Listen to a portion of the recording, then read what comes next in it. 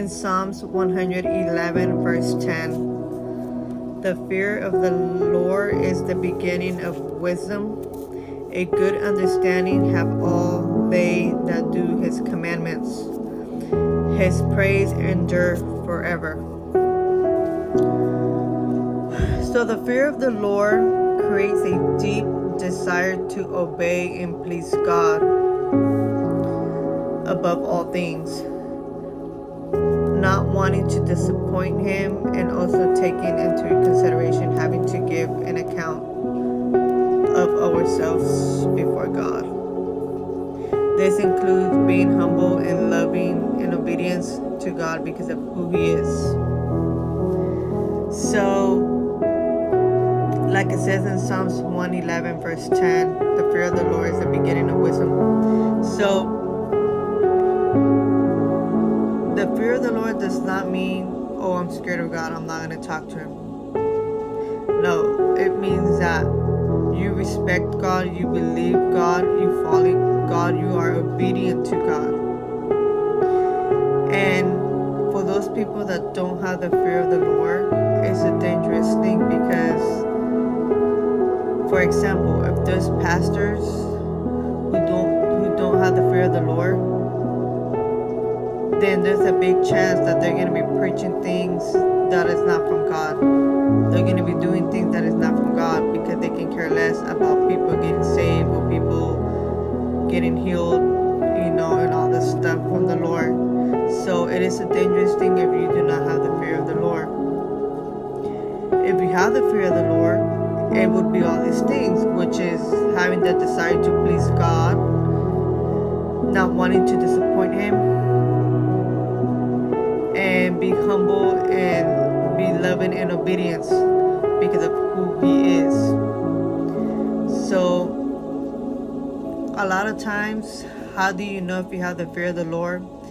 Is if God is telling you to reach out to someone, pray for someone, read his word, you'll feel it in your spirit. You'll feel it like, okay, I feel it in my spirit like it needs to be done. You feel kind of like if there's a urgency, like you need to do it, like okay, God is telling me, okay, I'm gonna do it.